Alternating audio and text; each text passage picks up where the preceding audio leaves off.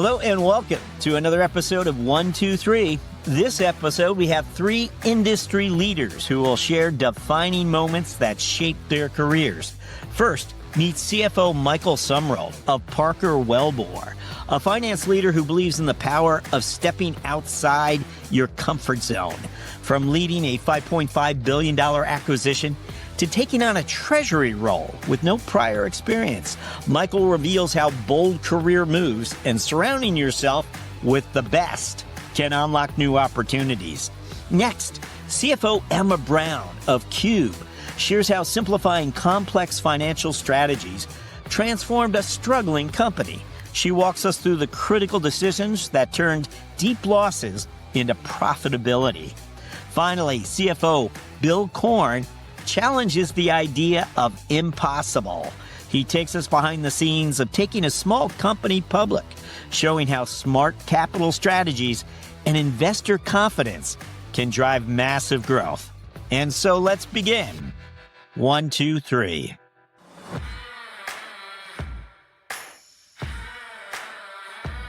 Well, I think, Jack, I've always been hungry to succeed in my career, to get to that leadership role. And I'm sure there's some deep psychological discussion we could have on that, but maybe save that for another time. I think looking back over 30 years, I would sum up those key experiences maybe this way. Getting the technical skills, it's important, right? I mean, getting the internal controls, the accounting, the capital markets, all that's important. But frankly, it's just a ticket to get in the game. I think what's helped me, maybe I could sum it up this way: get uncomfortable, right? Don't take the easy road. Take control. Don't let others, don't wait for them to decide for you. Maybe on the softer side, expose yourself to the world. I think there's so much to see out there in diversity of thought, so expose yourself to that. And then the last thing, you hear this all the time, but it is so true, is surround yourself with the best. I mean, you don't have to be an expert as a leader. Matter of fact, you probably shouldn't be, but you've got to surround yourself with the best people you can. I think all those are fairly explanatory, but maybe I could share some examples for me, and how those things impacted me. Yeah. So when I say, get uncomfortable, for me, it was all about taking roles or leading projects that I think were big or bold step outs, right? Not your traditional roles. So a couple of examples through my career, I took on the integration lead role for an acquisition that Baker Hughes made back in 2009. We acquired BJ Services for $5.5 billion. I'd never run an integration before, and certainly nothing of that substance or size. But what a great opportunity when it was kind of presented itself. Now, fortunately, we had some consultants that were experts, or so they claimed, at integration work, and that was helpful for sure. But it really covered more than finance, and you're going to hear me kind of hone in on that a little bit. That it's so critical if you want to be a leader in any function. You really need to know more than your functional responsibility. I believe that to my core. But it really covered everything from operations to policies and procedures to personnel to systems. It was everything. As a matter of fact, during that process, I had to sell the board on a $120 million SAP implementation. And what a strategic mistake that was, by the way. I mean, truly it was. Learned my lesson, and I think the company did as well. But still a fantastic experience, and really forced me outside of my normal path. Right? Another perfect example, and talk about getting uncomfortable. My last position at Baker Hughes was as the treasurer for 3 years. And before that, I had never been in a cash management role or a treasury role in my life. I'd gone back to school and gotten my MBA a little bit later in my career, but I'd never been in that role before. here I was sitting in Dubai for the company, Eastern Hemisphere Vice President of Finance. And those that are familiar with Dubai might know of a little man-made island called Palm Jumeirah. I had a villa on the island. The beach was at my back door. I kayaked for exercise. I'm from Houston. Nobody kayaks, right? And here I am kayaking for exercise, all comfortable in that life. Domestic help 6 days a week. I mean, it was a fantastic life.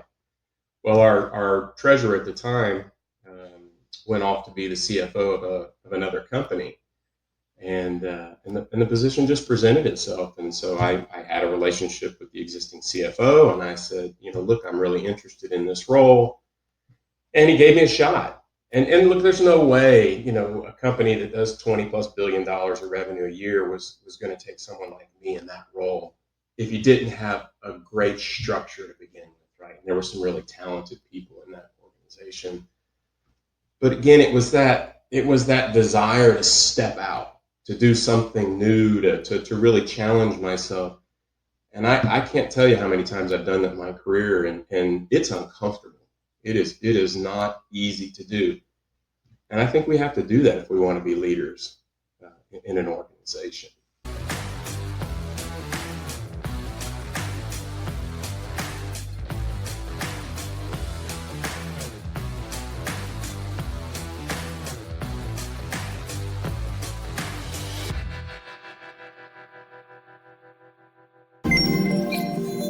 I have to tell you that I had many of my colleagues scratching their heads saying, why would you move from the senior finance role into operations? There was no C in front of the operations role, but there was in front of the finance role. But I did say that, this is a very interesting job, and it's certainly, you have to do it as opposed to critique it, if you will. And so I enjoyed that experience, and I didn't look back on that for many, many years. It was very much a learning experience, getting to be with our clients and our prospects and on a much more regular basis and spending time. I am a firm believer that business people, if you're a good business person, you don't necessarily have to look at your formal training that you had in college or whatever. There are a lot of things you can do with just good general knowledge and good understanding and good work ethic and curiosity for what's going on in the business.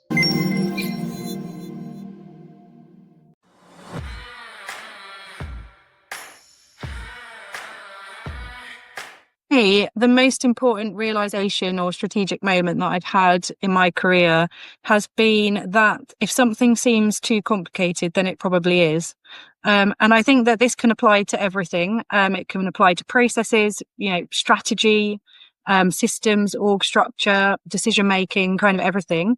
And I think this realization is important because it gave me a lot of confidence. I'd previously feel like if there's something in the business that I'm not quite understanding or something that I'm not getting across, that's my own shortcoming and I need to work harder to understand it. But actually, sometimes it is just too complicated. And I came to this realization when I was working in an extremely kind of high pressure situation. It was a turnaround situation. I'd recently joined the business. There was extremely poor visibility into the finances and cash flow. And I basically had to strip everything back that was being done in finance and go completely back to basics in terms of even looking at bank statements to understand what money is coming in, what money's going out, when's it going out. How much do we actually have in the bank? How many people do we have employed? When are they being paid? What supplier commitments do we have? And I literally had to build a cash flow from the ground up to identify how long we had until we breached covenants and where we could pull levers to kind of avoid that sort of liquidity event. And that situation, that kind of burning platform had all come about due to poor financial systems, reporting, forecasting, and creating, this huge gap between the expected performance of the business and the reality. So the bottom up kind of back to basics exercise demonstrated to me that, all of this complexity that the business had in terms of this large ERP system, the multiple layers of people in the finance team, the kind of convoluted way they were reporting results and forecasting and this kind of web of dashboards and adjustments that were being made to financials that were presented to leadership were all just kind of getting in the way of anybody really understanding the performance and anyone being able to identify and then fix the kind of underlying business problem. when we went back to basics in terms of like money in, money out, it was very easy to identify that there was this deficit in the working capital cycle. There was an overly ambitious front loading of kind of growth investment. And when that growth wasn't coming through quick enough, we were getting very quickly into kind of hot water. So with the simplified approach that I had, we were then able to build this plan around what should the cost base be, based on the actual cash inflows that we're getting today, not based on some kind of lofty growth plan, but based on today, what's our sustainable cost base? How do we take action very, very quickly to get the company onto an even keel? And we were able to prioritize investments that were very closely linked to revenue generation. So we could see that tangible link between, if we spend money on this, we'll get more inflows. Or they were very linked to other cost reductions that we could make elsewhere in the business. And that allowed myself and the management team to really see what's going to work to not only stabilize this business, but then grow it into the future. From that, we set 4 really simple strategic initiatives for the business to align around for the next 12 months to just get us to a place of kind of safety and hopefully back to some level of growth. And actually what happened was those 4 initiatives were completely the right ones. They set us off on a profitable growth path. And we went from kind of losing 40 million USD a year to 15 million of profit for the next 12 months, like sort of literally overnight, by just pulling out of the business all of this kind of complexity and additional investment that wasn't delivering kind of any return. And since then, I've kind of employed that strategy in every business. I've come in, and instead of getting caught up in the complexity of everything that's being done today, I've taken a step back and thought, okay, let me just cut through the noise and see what are the 4 things that we should be doing to increase value in this business. And that is what we're going to do, and then aligning kind of the management team around them.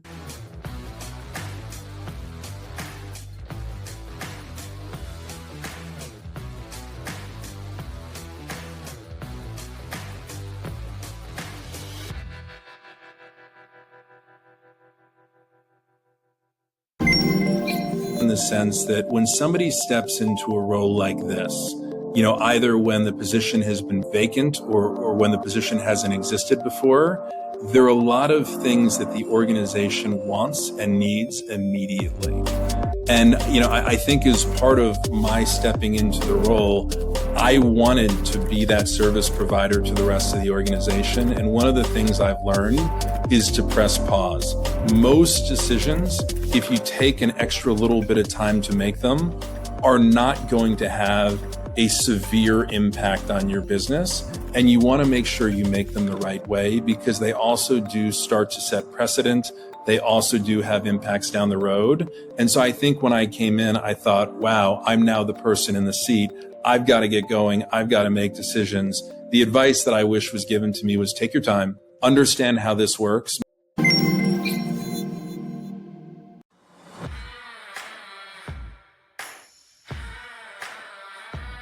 I mean, the first lesson is when people tell you something is impossible, it's probably not.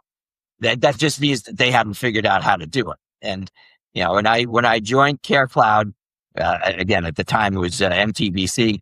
This was a $10 million company, and the founder of the company said, "Bill, now that you're joining us, we could be public in 2 months." So I laughed. But I thought he had an interesting strategy, which was, let's go buy a couple companies on the day of the IPO. We'll be bigger. And we'll still be small enough that we won't get the biggest bulge bracket investment bank to take us public. But all we need to do is get somebody, and then we just need to start setting expectations for investors and meeting them, and we'll succeed. And that company that was $10 million 10 years ago is a $120 million company today. And we successfully went public. Now, at one level, some of the bankers were right that it's difficult being public when you're small. It's hard to get the message out. But the benefits of being a public company is we were able to get the capital that we needed to grow, both organically and through acquisition, to expand our reach. And we serve, 40,000 doctors, and I don't know how many of them wouldn't do business with us if we were private. But I've had some of the bigger practices, some of the health systems, take comfort in the fact that, okay, this is a public company. It's going to be around for a while. I'm going to use this technology and it's going to work well. And if it doesn't, I'm going to know where to go. And, I think 2020 was an interesting year for the world. We, and at the end of 2019, we introduced a telemedicine app and we integrated it in our platform. And we were thinking about launching a telemedicine service. COVID hit and we instantly pivoted and said, you know what, we're not going to do a separate telemedicine. We're going to go tell our doctors it's in the platform. It's in the patient portal. You can do telemedicine visits, HIPAA compliant with your patients tomorrow. And by the way, I'm still going to charge you, as I always did, a percentage of the visit. So you're not going to pay for the technology per se. Those doctors were able to continue to operate seamlessly. And again, I found it interesting because my wife's a pediatrician, and at the time she was working for a local hospital that used someone else. They didn't have a HIPAA compliant telemedicine app. They told her and the other doctors just use FaceTime to talk to your patients, which, as I told her, means your patients can now FaceTime you at 3:00 in the morning. So that's probably not a good way to do this. And again, I think going public, investing in the capabilities really put us way ahead of the curve. And I think going public, even though it was earlier than people would have suggested, it was clearly the right thing to do.